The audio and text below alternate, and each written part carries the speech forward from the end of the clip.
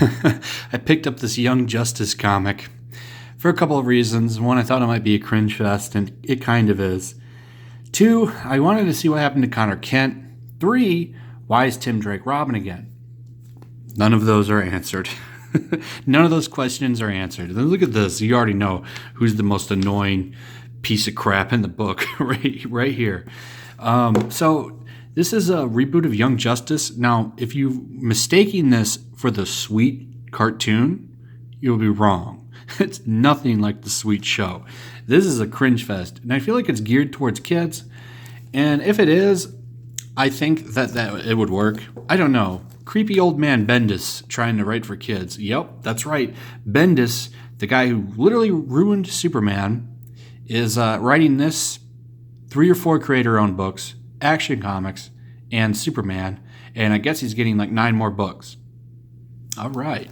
I guess that would explain why his school of writing, which usually fills an entire panel page, is lighter on this one because he didn't have as much time.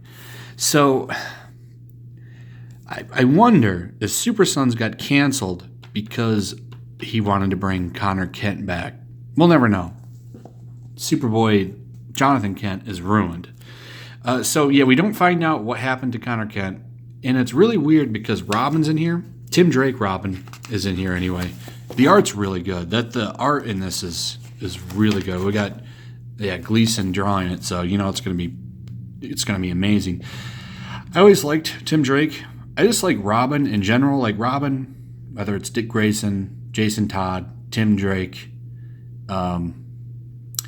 Damian Wayne. I like the character. I always thought like he's the ultimate sidekick, right? He's always in Batman's shadow, who's like, I think Batman, if you ask like people, who's your favorite superhero?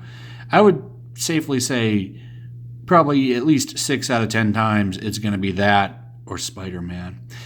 And so for Robin to be in his shadow, it's a lot of stress and pressure. So I've always liked the character a lot.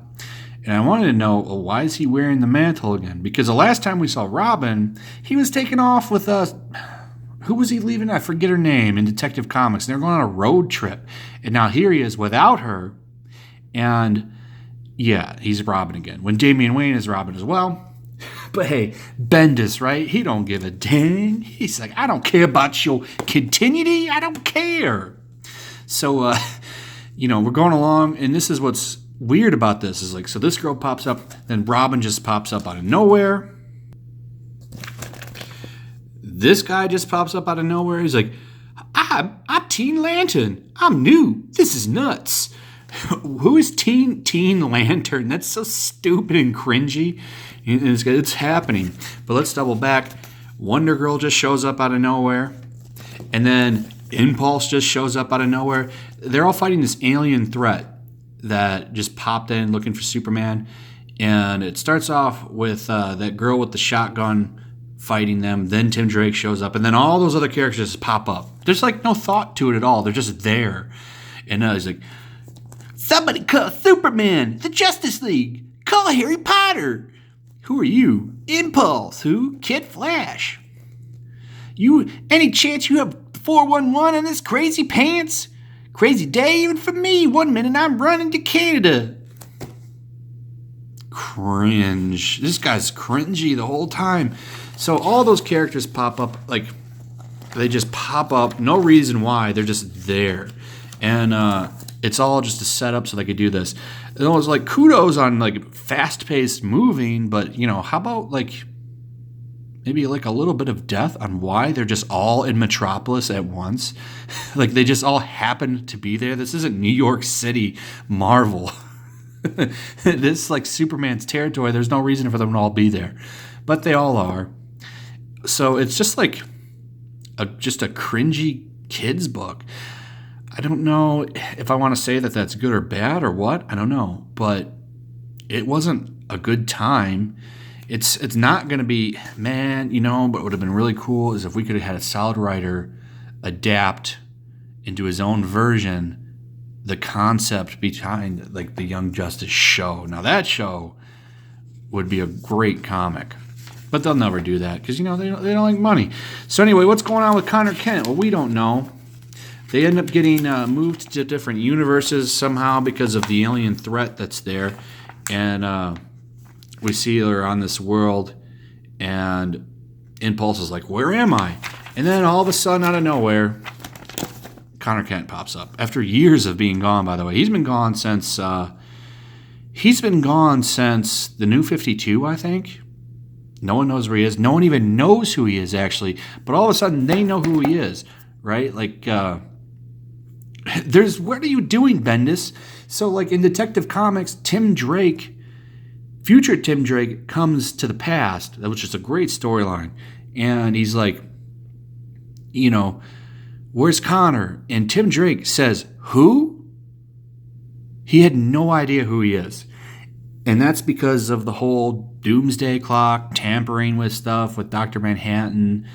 Like, it hasn't been revealed yet. So he's there, right? I bet you it's because of Dr. Manhattan. But they're going to totally skip over the fact that nobody remembers him. I don't even think Impulse has been around. He says, what are you doing here, Bart?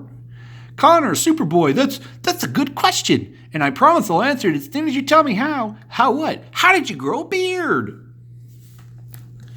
Wonder Girl's secret. I want to know what your secret is, Brian Michael Bendis, that you can't do any research whatsoever. And what is editorial doing that they let that go?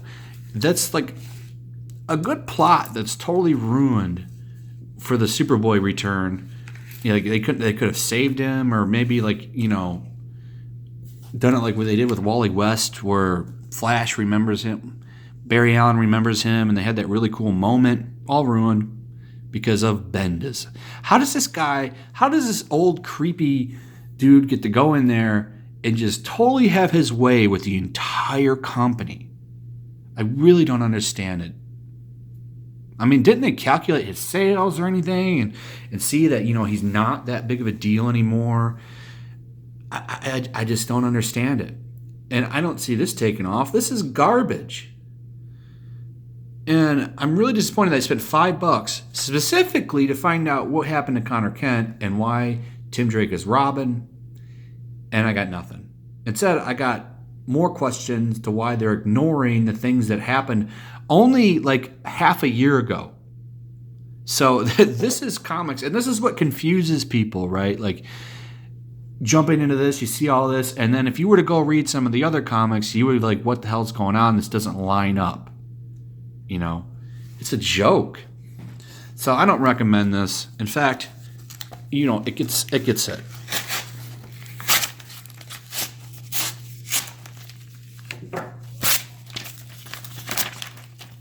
It's garbage.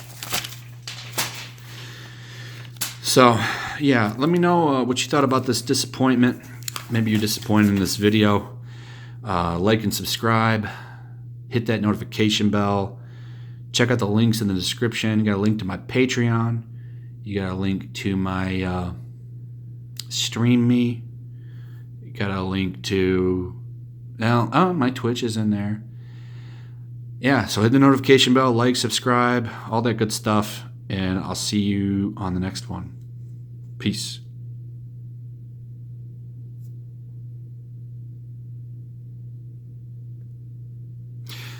Thanks. You're in the bonus section now.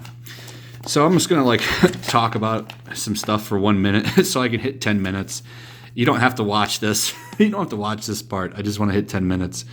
But so here's a quick minute of thought, right? You have all this stuff going on, $5 for this comic, right? And it doesn't line up with anything going on in the DC continuity as of right now. It makes no sense. If you were following any comics right now, and have been for the past year, this makes no sense. And it's such a slap in the face to everything that's happened before Didio took back over, before Bendis came on, the whole Rebirth thing. It's really disappointing. DC, man, was firing on all cylinders, and it really seems like as soon as Bendis came in and jumped over into DC, he took over, and it seems like he's getting everything he wants. And Superman fans and stuff like that, we're all getting screwed because of him, and it really sucks. I used to read a lot of DC, and I haven't anymore. Why should I? It's